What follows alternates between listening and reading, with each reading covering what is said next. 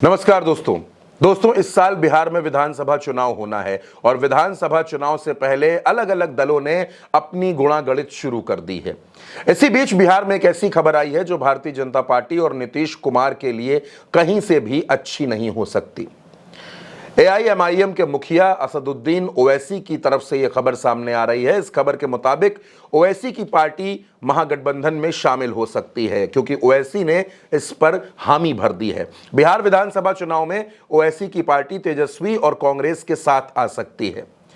अभी तक ये होता था कि ओवैसी अपने प्रत्याशी उतारते थे और उसका सीधा सीधा नुकसान गठबंधन को हो जाता था, लेकिन अब यह कहा जा रहा है कि ओवैसी तेजस्वी के साथ आने पर राजी हो चुके हैं। बस इसका आधिकारिक ऐलान होना अभी बाकी है। दोस्तों, बिहार में 24 से 30 सीटें ऐसी हैं जहां मुस्लिम वोटर्स निर्णायक होते हैं। तकरीबन 40 के आसपास सीटें तो ऐसी हैं जहां मुस्लिम वोटर्स 11% के आसपास हैं। बहुत से जिले ऐसे हैं जहां मुस्लिम वोटर्स का खासा प्रभाव देखने को मिलता है। अगर 2020 के विधानसभा चुनाव की आपसे बात करूं तो उस चुनाव में यहां 19 विधायक मुस्लिम जीते थे और इसी वजह से यह कहा जा रहा है कि ओवैसी का तेजस्वी के साथ आना इस गठबंधन को बहुत मजबूती दे सकता है।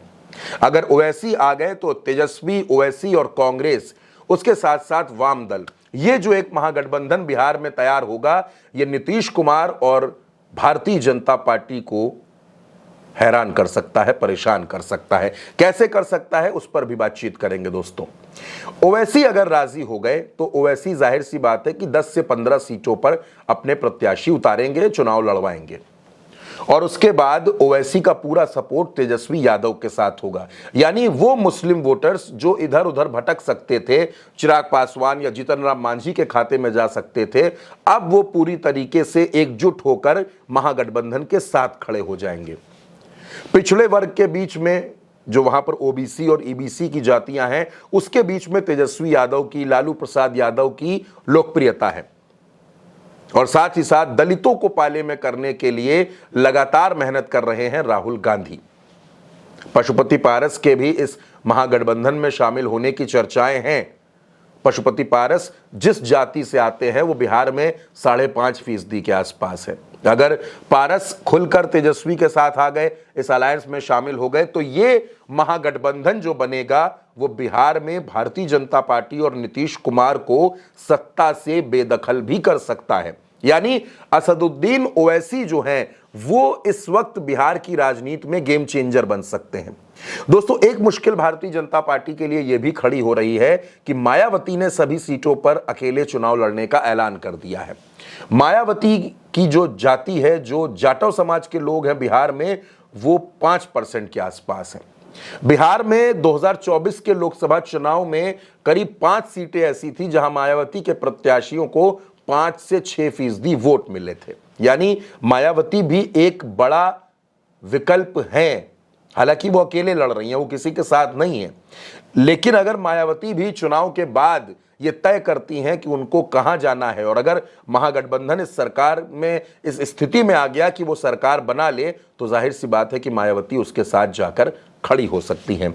लेकिन मायावती से पहले बात ओवैसी की है क्योंकि ओवैसी की पार्टी खुले तौर पर यह सिग्नल दे रही है कि वो महागठबंधन के साथ आएगी, महागठबंधन के साथ अलायंस कर सकती है। यानी राहुल गांधी और तेजस्वी यादव को अब ओवैसी की ताकत भी मिल सकती है।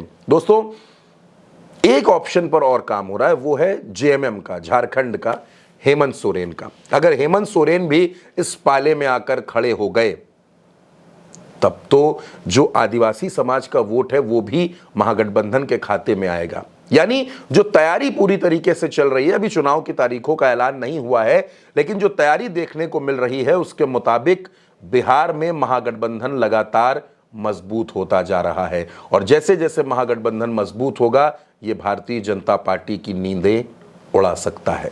तो ओवैसी का तेजस्वी के साथ आना क्या महागठबंधन को वाकई मजबूत कर देगा? इस खबर पर आपकी जो भी राय हो, अपनी राय कमेंट बॉक्स में हमें जरूर बताइएगा। उल्टा चश्मा यूसी को सब्सक्राइब कीजिएगा। नमस्कार।